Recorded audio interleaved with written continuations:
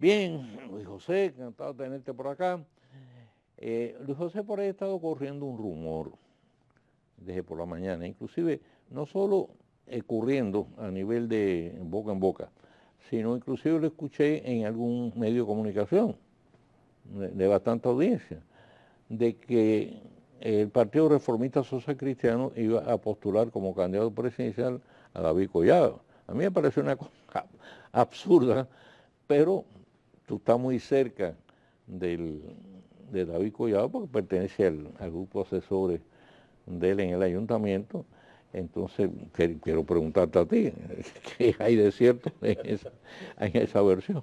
Hay cosas que tú escuchas desde un medio de comunicación evidentemente respetable, ¿no? Con un ejercicio de responsabilidad profesional en la comunicación que nadie le cuestiona. Pero cuando oye a un comunicador realmente acreditado, en este caso el amigo Julio Martínez Pozo, una persona que yo respeto mucho, decir que tiene prácticamente la confidencia absolutamente confiable de que está prácticamente a punto de sellarse un acuerdo formal entre el Partido Reformista Social Cristiano y el actual alcalde del Distrito Nacional, David Collado, para que este último asuma la candidatura presidencial de ese partido. Tú lo oyes así y dices, caramba, suena insólito, suena fantasioso, pero claro, uno no puede desmentirlo porque, bueno, lo claro, primero es que lo está diciendo alguien que aparentemente está citando una fuente fidedigna y uno se queda medio turulato, pero ¿será verdad eso? Y naturalmente uno lo que hace es acudir a una fuente lo suficientemente cercana del protagonista de ese tema, en este caso de David Collado, para averiguar. Y efectivamente, yo llamo a alguien muy cercano a David Collado, a veces yo podría establecer contacto, no siempre, por diferentes razones, uno tiene el acceso directo a la persona que puede, pues, comunicar de manera directa la verdad sobre una versión que está circulando en los medios de comunicación, a modo de especie o de rumor. Bueno, el asunto es que me comuniqué con una persona de muy estrecha confianza política del alcalde, le hice la pregunta, eso que está circulando, ¿qué tanto fundamento tiene? Me dijo, no, eso es un disparate. Sí, eso no es verdad, absolutamente, no es verdad. Entonces, ¿a quién le interesa? Yo no puedo, por ejemplo, presumir, por ejemplo, que un periodista del nivel de Julio Martínez Pozo lo está haciendo con el propósito deliberado de crear un rumor falso. No lo creo. Probablemente alguien acudió y probablemente lo sorprendió en su buena fe y le llevó la versión. Digo, sí, se está hablando esto, lo otro. Bueno, pero no es verdad, no es verdad. Y bueno, y si uno tuviera alguna duda, porque uno en principio consultaría a David Collado, que aparenta ser el protagonista de un posible acuerdo entre David Collado y el Partido Reformista Social Cristiano. Pero bueno, también hay otra fuente que debe tener toda la autoridad para confirmar eso, que es en este caso el presidente del Partido Reformista Social Cristiano, Federico Antumbaye. Y él fue de los primeros que se aprestó a hacer el desmentido. Y lo hizo de manera categórica. Pero México no tiene sentido. Y lo hizo de manera categórica. Pero la verdad es que parecería que hay una especie de fábrica de rumores para introducir elementos de confusión en la agenda política nacional. Y yo pienso que es lamentable. Porque ¿cuál es el interés?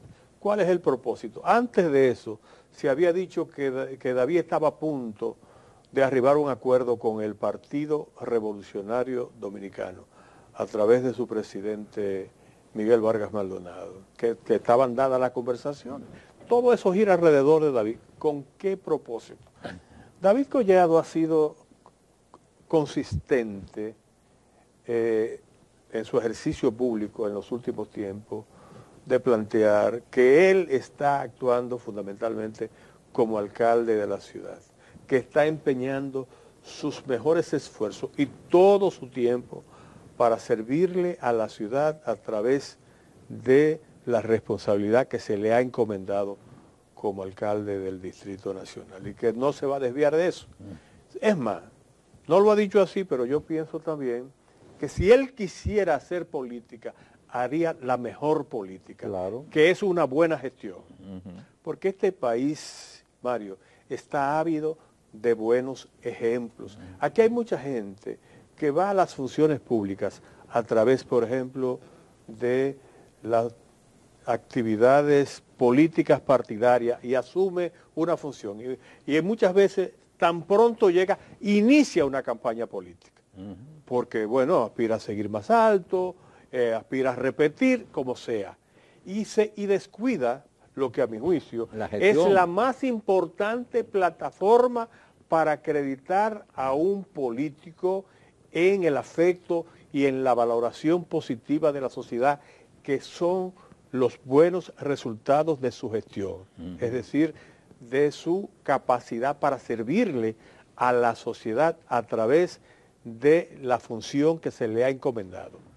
A mí me parece que eso es lo mejor que puede hacer un político, y David ha dado muy buenas señales en ese sentido. Lo primero que hacen, como tú señalas, es crear una nómina clientelista, ¿no?, de gente que empieza a apoyar su candidatura, ¿no? O sea, no han terminado las elecciones y ellos están promoviéndose para la próxima. Y como tú señalas, no van al poder a servir, sino a servirse. O sea, a servirse de instrumento para seguir entonces escalando posiciones dentro de la política, pero olvidando lo más importante, que es la efectividad de su gestión. Correcto. Y fíjate, yo creo que en ese sentido David está dejando además un ejemplo. Y eso lo vamos a ver en las próximas elecciones. Cuando se vea el resultado en las urnas, la respuesta de la ciudadanía en las urnas a la labor, a la gestión que está haciendo David Collado. Sé que eso es como debe ser, sí. Porque es que el ciudadano tiene que premiar a quien lo hace bien. Claro. No es a quien promete, no es a quien ofrece, no es a quien crea expectativas espectaculares, es a quien hace lo que tiene que hacer, tan simple como eso. No tiene que hacer nada espectacular, no tiene que hacer nada fabuloso. Exacto. Simplemente hacer lo elemental, lo básico, lo esencial. Lo que hace falta que haga. Exactamente. Punto. Exactamente. Entonces, bueno, y además hay que reconocer que David ha demostrado ser un político muy inteligente. A mí cuando escuché la versión dije, bueno, me lució totalmente disparatada desde todos los puntos de vista. Porque además, cuando uno ve las actuaciones que ha tenido David Collado en el curso de su carrera política, uno se da cuenta que es una persona con un alto nivel de sensatez y de racionalidad. Sería la cosa más absurda, el movimiento político más increíble, más torpe que tú pudieras imaginar en un funcionario de ese nivel que está haciendo ese trabajo y que tiene ese futuro por delante, porque hay que decir que David Collado es una de las figuras públicas de mayor futuro en este país. Y no tiene competencia, por ejemplo, en su partido para ser el candidato a la reelección al frente del Ayuntamiento de Santo Domingo. No tiene ninguna competencia. Él evidentemente tiene esa plaza reservada. Pero además no tendría sentido. Claro, porque cualquier partido político le gustaría contar con una figura como David Collado para encabezar su boleta. Correcto. A cualquier posición. Ahora, claro, se supone que no es lo mismo ser candidato de su partido en un ejercicio de lealtad partidaria que dar un salto e irse a otra institución. Claro. Así no tendría mucho sentido. Y él no tiene ningún problema, porque David tiene un reconocimiento. El primer reconocimiento que tiene ganado David Collado es el de su partido, que tiene que agradecerle la calidad de la gestión que ha hecho, porque eso beneficia precisamente al partido al que él pertenece en la más importante plaza electoral del país. Así mismo es. Que es el Distrito Nacional. Pero además no tendría sentido además hacerlo con una entidad como el Partido Reformista Social Cristiano, que prácticamente está en crisis. Todavía tú me dices, bueno, está hablando por el PLD, bueno, está bien, pero el Partido Reformista Cristiano o el PRD son partidos que están en una grave situación de crisis partidaria, crisis de militancia, ¿no? Eso está claro. Bien, vamos a otro tema. Mira, en estos días, desde el asesinato de esta niña que se atribuyó a Marlon Martínez, y por el cual fue condenado a 30 años. Ahora no recuerdo el nombre de ella. Apellido Peguero. Sí. Ningún otro crimen había causado tanto impacto en la ciudadanía como el de la abogada Anicia, ¿no? A nivel González. Y realmente cuando uno analiza todas las informaciones que han ido saliendo de todo el proceso, porque esto ha sido un proceso previo que condujo lamentablemente hacia ese final tan trágico, donde a mi juicio, he dicho que Anibel fue una mujer traicionada por la justicia. Ella confió en la justicia, fue traicionada por la justicia. Y la justicia es cómplice, a mi juicio, del crimen que le costó la vida. Entonces, cuando uno analiza eso, todas las informaciones, hay una cantidad tan grande de irregularidades en todos los sentidos.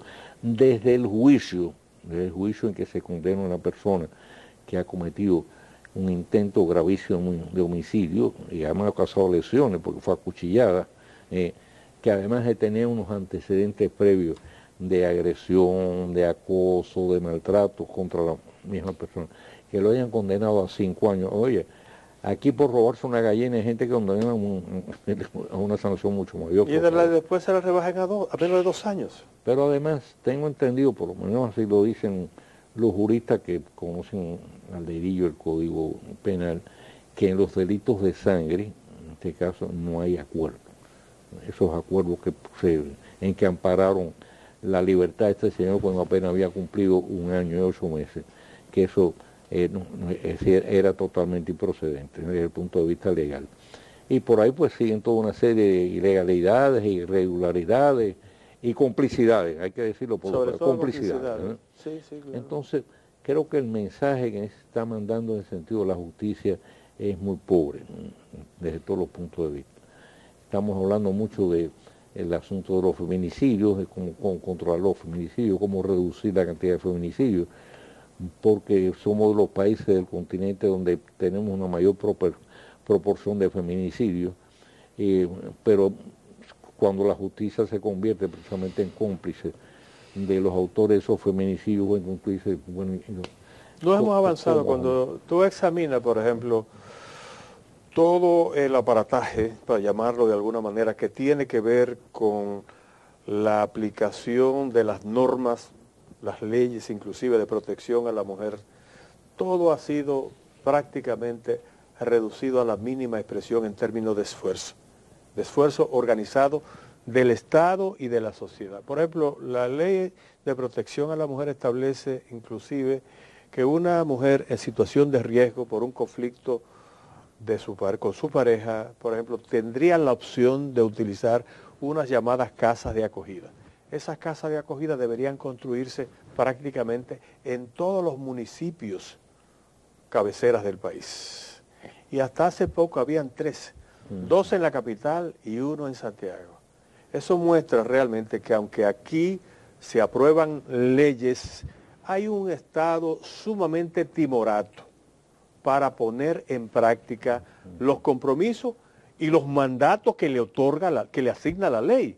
Y eso es aplicable a muchísimas legislaciones importantes. Algunas, inclusive, legislaciones orgánicas como el Sistema Dominicano de Seguridad, la Ley de los Municipios 176-07 y otras leyes importantes. Entonces, en este caso, bueno, hay una responsabilidad que va directamente, que concierne directamente a la justicia, en la parte que tiene que ver con la judicatura y la parte que tiene que ver con el Ministerio Público. El fallo corresponde a las 2 instancias.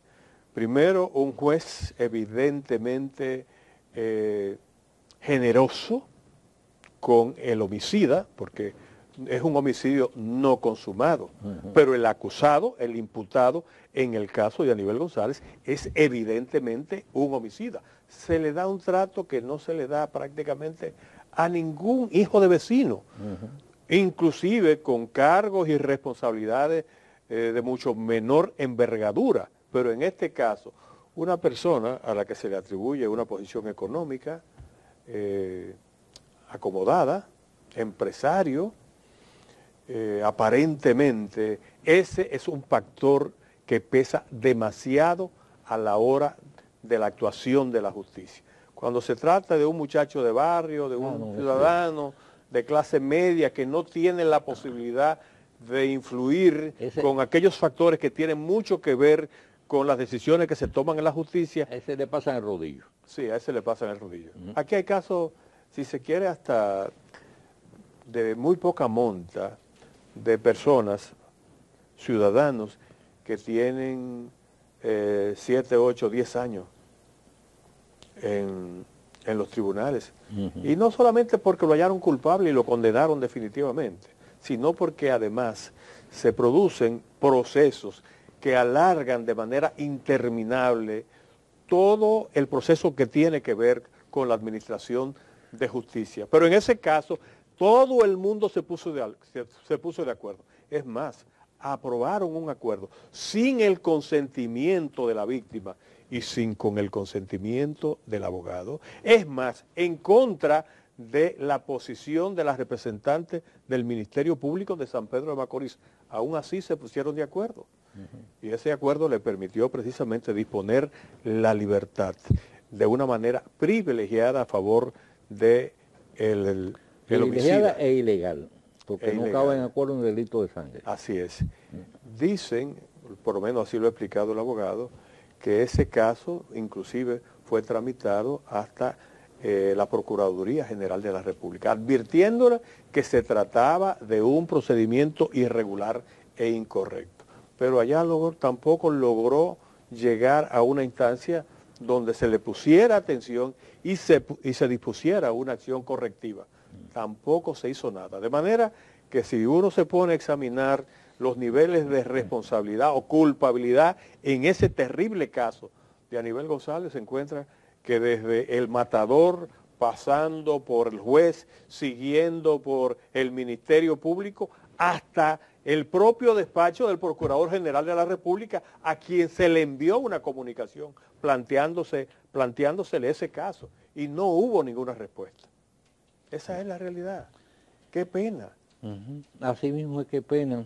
Si tú te imaginas, si tú tomas esos ejemplos, en este caso, que por la relevancia social de las personas involucradas, ¿no? Pues entonces lógicamente tiene una mayor resonancia pública. Pero tú te imaginas en este caso cuántas mujeres que no tienen esa misma relevancia social, que han sido víctimas de feminicidio, posiblemente han sido también consecuencia de situaciones parecidas. Pero muy parecidas. Algunos medios, por ejemplo, han estado haciendo el ejercicio de contabilizar los casos parecidos ocurridos previamente al de Aníbal González. De mujeres, por ejemplo, que llamaron la atención, que acudieron a la justicia, que presentaron querella y no se le ponía atención hasta que la mataron. Pero varios casos, con nombres y apellidos. Pero además, mira, las órdenes estas famosas de alejamiento, de restricción, no se cumplen tranquilamente. Hay toda una serie de casos, y ha salido en la prensa, de personas, individuos que le habían puesto órdenes de restricción y sencillamente la violaron y le dieron muerte a la víctima. Entonces, bueno, la verdad es que no la funciona. justicia dominicana le ha fallado a nivel, pero le ha fallado a la mujer dominicana. Es decir, todos los instrumentos jurídicos que se han establecido para proteger a la mujer no han logrado frenar esa escalada creciente de feminicidios que se han estado produciendo en el país en los últimos años. Cuando se ha creado el Ministerio de la Mujer, cuando se han renovado las leyes para endurecer las penas y cualquier acción, por ejemplo, que represente un riesgo para la mujer. A pesar de todo, a pesar de que en el papel se ha avanzado muchísimo, en la práctica realmente. Además, mira, tenemos toda una serie de campañas de prevención que no funcionan. Tienes la campaña de prevención de los accidentes de tránsito. Toda una serie de lemas muy bonitos. Si usted conduce, no beba. Si bebe, no conduzca. Entonces, manejo defensivo. No funciona. Le entran por un oído y le salen por otro. Ahora mismo están haciendo las pruebas del alcoholímetro, lo han hecho ya en 2 ocasiones. Resulta que casi la mitad de los choferes, en este caso que se han sometido a la prueba, dan una presencia de ingesta de alcohol superior al límite establecido. Entonces eso imagina, eso es de día, ahora tú te imaginas de noche, pasa por aquí, por aquí cerca, por donde estamos nosotros, gente que pasa por la noche, verás todos esos bares llenos de gente dándose trago. Bueno, entonces si tú pones el alcoholímetro ahí a las 12 de la noche, toda esa gente tiene que buscar un taxi para poderse ir porque estarían impedidos de manejar, porque todos van a presentar un ingesta de alcohol muy superior, pero muy superior al límite establecido. Entonces, eso por un lado. La campaña de feminicidio, igual la misma historia. No tenemos, ya tú citaste la ley, por ejemplo, instituida, la ley que instituye el Intran, encabezada por una profesional, una funcionaria pública con muy buen perfil, como es Francesca de los Santos, y a quien uno le desea que tenga el mejor éxito posible, porque se trata del éxito del país y de la sociedad. Pero yo creo que eso va por mal camino. O sea, yo no siento que aquí funcione un poco aquello de que escobita nueva barre bien. Las leyes cuando arrancan deben arrancar con fuerza, con vigor, con determinación. Hay que crear realmente una situación en la que nadie pueda alegar ignorancia. Yo te digo a ti, yo he sido servidor público, he sido funcionario en materia municipal. Yo fui responsable de una campañita que fue aquel reglamento municipal de publicidad exterior para regular la colocación de publicidad desorganizada en los espacios públicos, en los postes, en las calles, los famosos cruzacalles, se pintaban las paredes, se colocaban afiches en los árboles, todo eso. ¿Tú sabes cómo funcionó eso? Yo fui responsable, primero, de preparar el reglamento con un equipo de técnicos que me acompañó y luego de socializarlo. Eso se consultó a todo el mundo para que nadie alegara ignorancia. Nos reunimos con las empresas publicitarias, con las empresas de valla, con los partidos políticos, convocamos a los secretarios de prensa y propaganda y después convocamos a los candidatos presidenciales y los sentamos en una mesa grande en el Palacio Consistorial, en la ciudad colonial, y le presentamos la ley, le presentamos un resumen de la ley. Y ahí estuvo Hipólito Mejía, estoy hablando de las elecciones del 2000. Estuvo Jacinto Peinado, y en representación del PLD estuvo José Tomás Pérez. Pero estuvieron también los representantes de otras formaciones políticas, y todos se comprometieron. Y a partir de ahí, esa normativa en la capital ha funcionado. Tú has visto cruzacalle colocado y colgando por todas las avenidas de la capital, afiches por donde quiera, pintando todo. No.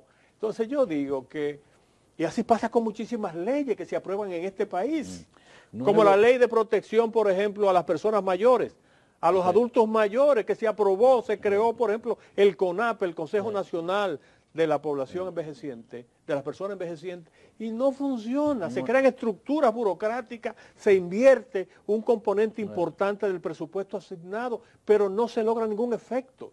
Porque además de eso, mira, falta voluntad política para aplicar en este caso la ley. Todas las leyes, en definitiva, para que funcionen, tienen que tener un elemento de compulsión, de sanción para el violador. Aquí no pasa. Mira, el Intran. Antonio Marte tranquilamente dice, voy a aumentar los precios de los pasajes en interurbanos con o sin permiso, me da igual. Llueve a torno 92. Lo hace, entonces el Intran ahora impone una multa de 100.000 pesos a cada una de las empresas y el tipo dice tranquilamente, yo no voy a pagar nada de eso. No pasa nada. Entonces cuando tú desafías la autoridad con esa impunidad, con esa desfachatez, y no ocurre absolutamente nada, lo que ocurre al final es que en definitiva el principio de autoridad de esa entidad, de esa institución, de ese organismo se va por el piso. Porque ahora nadie le hace caso. Si usted no aplica la sanción, nadie le hace caso. Yo recuerdo siempre una palabra o un lema que tenía Rómulo Betancourt cuando llegó a la presidencia de Venezuela. Dijo, democracia con energía. La democracia con el imperio de la ley. Aquí hay que establecer una dictadura, pero la dictadura no es una dictadura tipo Trujillo, la dictadura de la ley. Eso es correcto. Y se puede. Mire, hay dos maneras de garantizar la convivencia en una sociedad. Uno es cuando usted tiene el suficiente nivel de cultura cívico para entender y aplicar la famosa frase aquella de Benito Juárez, que el respeto al derecho ajeno es la paz, y que el derecho mío termina cuando comienza el derecho de los demás. Y la otra es sencillamente cuando usted carece de ese tipo de cultura cívica, o simplemente, aunque la tenga, la viola, aplicar entonces la sanción de la ley. Y punto. Y a veces buscamos la excusa de lo que somos. No es que nosotros somos así, Sí. es que los Sí. latinos somos así. Y no es No, verdad, no es verdad, no es verdad, que hay muchísimos ejemplos. En las Américas hay muchísimos ejemplos. Evidentemente quizá no de todos los países, ni en los países de toda la sociedad, pero hay muchos ejemplos de que cuando hay un ejercicio de autoridad pleno e inteligente y responsable, las cosas funcionan. Ahí está el caso de Venezuela, con todo y el historial de desorden y si se quiere de anarquía un poco que se ha dado en esa sociedad, pero cuando Irene Sáez, la ex Miss Universo, fue alcaldesa del municipio de Chacao, puso ese municipio en cintura y funcionó. Cuando Lerner fue alcalde, por ejemplo, de Curitiba en Brasil, convirtió esa ciudad en un modelo de buena gestión urbanística, organizó.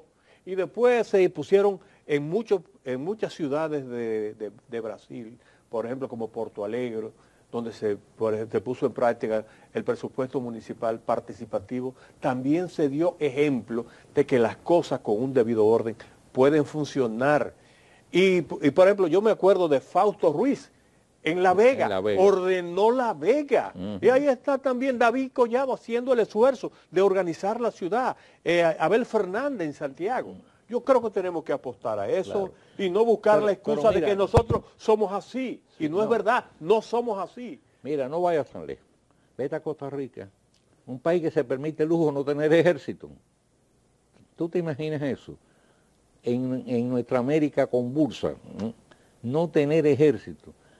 ¿Por qué? Porque la gente tiene un nivel ya de educación, de conciencia cívica, de compromiso, que le permite darse ese lujo, porque es un lujo. Nueva York era un desorden. Sí. Y Giuliani... Hasta que llegó Giuliani. Lo puso en orden. Exacto. Era un gran desorden. Manhattan, el Bronx, Queens, todo eso era un gran desorden. Óigame, él prácticamente resolvió el problema de la inseguridad ciudadana. Era una de las ciudades más inseguras de los Estados Unidos y la convirtió por todo lo contrario en una de las más seguras. Entonces yo creo que la moraleja o la lección es que sí podemos, si tenemos la voluntad de hacerlo. Exactamente.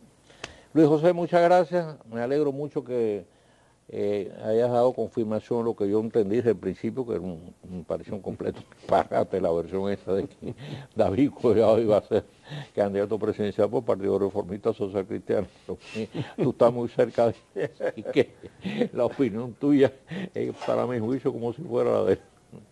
Así que muchas gracias y te esperamos el próximo martes, como siempre. ¿Okay? Muy bien, gracias. Hacemos la pausa, partido rápido este día.